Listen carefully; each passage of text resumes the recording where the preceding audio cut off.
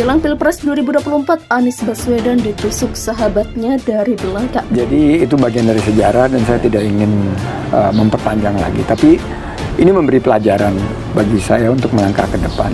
Dan menurut saya kita harus pastikan bagaimana sebuah kerjasama itu disepakati dari awal.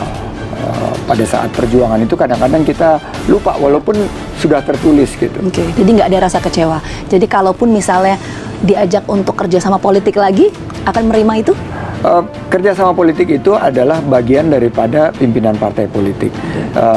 Saya meyakini bahwa jika kita ingin berjuang bersama, kita harus sepakat dulu landasannya apa. Relnya ini apa? Saya mengusung keberlanjutan pembangunan dan percepatan pembangunan. Ini dulu. Sebetulnya justru yang lebih jauh, Pak Sandi itu justru menunjukkan keinginan ingin jadi kader PKS. Tapi nanti proyeksinya seperti apa, Mas Sohibul? Kenapa? Proyeksinya seperti apa? Kalau misalnya Pak Sandi bergabung gitu, akan ditempatkan. Jadi kader aja belum ya, ngapain proyeksi? Tapi masuk nggak sih Pak? Pejabat, Beliaunya gitu, sebagai 5 dari nama cawapres itu sebenarnya masuk nggak sih Pak? Nggak masuk. Nggak masuk ya? Nggak masuk. Siap. Oke, kalau merujuk pada perkataan Anda, pejabat negara bergantian, salah satunya mungkin yang seringkali terliput oleh media adalah Sandiaga Uno yang sering mendatangi PKS. Apakah Sandi juga termasuk salah satu pejabat negara yang Anda maksud? Saya tidak bisa menyatakan dalam forum ini, tetapi silakan masyarakat menilai, menimbang-nimbang, menganalisis, dan masyarakat sudah cerdas. Pemirsa Metro TV juga menyaksikan. Jadi silakan tapi saya tidak bisa menyebut nama maupun identitas maupun posisi. Itu rasanya tidak etis. Oke, baik. Pak Sandi, Pak Dirman, Sandi hari ini mengakui bahwa ia mengajak PKS untuk ikut poros percepatan bukan perubahan, bahkan klaim ia punya data yang kuat. Pegiat media sosial Helmi Felis mengklaim bahwa bakal capres Koalisi Perubahan untuk Persatuan Anies Baswedan ditusuk sahabatnya dari belakang menjelang Pilpres 2024. Melalui akun Twitter pribadinya, Helmi Felis mengunggah berita berjudul "Terbongkar, rupanya Sandiaga Uno menteri yang dituduh gerilya PKS tinggalkan Anies". Menurutnya, hal ini menjadi jejak digital bahwa Sandiaga Uno merupakan sahabat yang menusuk Anies Baswedan dari belakang sehingga tidak pantas untuk menjadi pemimpin. Ini akan jadi jejak digital seorang sahabat menusuk dari belakang, amoral, ucapnya. Sandi sangat tidak pantas menjadi pemimpin jika sahabat sendiri mampu ia lukai. Bagaimana dengan rakyat kecil? Sandi oportunis yang jorok, bahkan sangat jorok. Demikian sambungnya. Sebelumnya, juru bicara Anies Baswedan Sudirman Said mengungkapkan bahwa ada pejabat pemerintah yang merayu PKS untuk keluar dari Koalisi Perubahan. Kemudian terdengar desas-desus bahwa salah satu pejabat yang merayu PKS adalah Menteri Pariwisata dan Ekonomi Kreatif Sandiaga Uno. Bahkan kubu pemerintah pun terlihat menyampaikan hal tersebut melalui Ketum P3 yang sekarang menjabat Ketua Majelis Pertimbangan P3, Roma Hurmuzi alias Romi.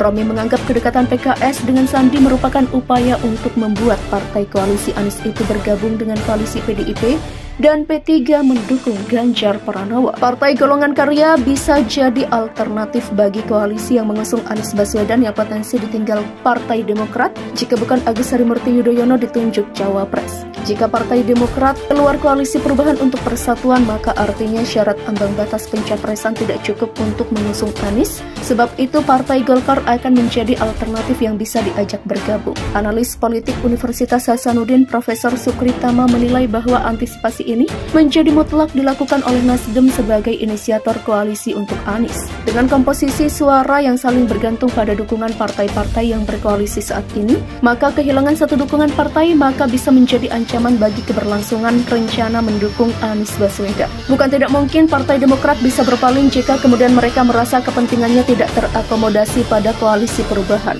Cairnya basis ideologi dan kuatnya politik pragmatis dalam mendukung capres dan cawapres memang ada peluang Partai Demokrat bisa berpaling. Jika ini terjadi, maka tentu harus ada jaminan bagi Koalisi Perubahan agar potensi kehilangan tersebut dapat diisi oleh partai lain. Jika melihat kecenderungan saat ini, Partai Golkar salah satu partai yang berpotensi untuk didekati, mengingat sampai saat ini Golkar belum menentukan sikap yang tegas atas dukungannya. Jelas Dekan Fakultas Ilmu Sosial dan Politik atau Visip Unhas itu. Ketua Bapilu Partai Nasdem Sulsel Radianto Lalo dan Sekretaris Nasdem Sulsel Saharudin Alghif mengatakan tidak bisa berkomentar soal ini karena yang bisa berkomentar adalah DPP. Menurutnya hal ini menjadi jejak digital bahwa Sandiaga Uno merupakan sahabat yang menusuk Anies Baswedan dari belakang sehingga tidak pantas untuk menjadi pemimpin. Ini akan jadi jejak digital seorang sahabat menusuk dari belakang, amoral, ucapnya. Sandi sangat tidak pantas menjadi pemimpin jika sahabat sendiri mampu ia lukai. Bagaimana dengan rakyat kecil? Sandi oportunis yang jorok, bahkan sangat jorok. Demikian sambungnya. Sebelumnya juru bicara Anies Baswedan Sudirman Said mengungkapkan bahwa ada pejabat pemerintah yang merayu PKS untuk keluar dari koalisi perubahan. Kemudian terdengar desas-desus bahwa salah satu pejabat yang merayu PKS adalah Menteri Pariwisata dan Ekonomi Kreatif Sandiaga Uno. Bahkan kubu pemerintah pun terlihat menyampaikan hal tersebut melalui Ketum P3 yang sekarang menjabat Ketua Majelis Pertimbangan P3 Roma Hurmuzi alias Romi.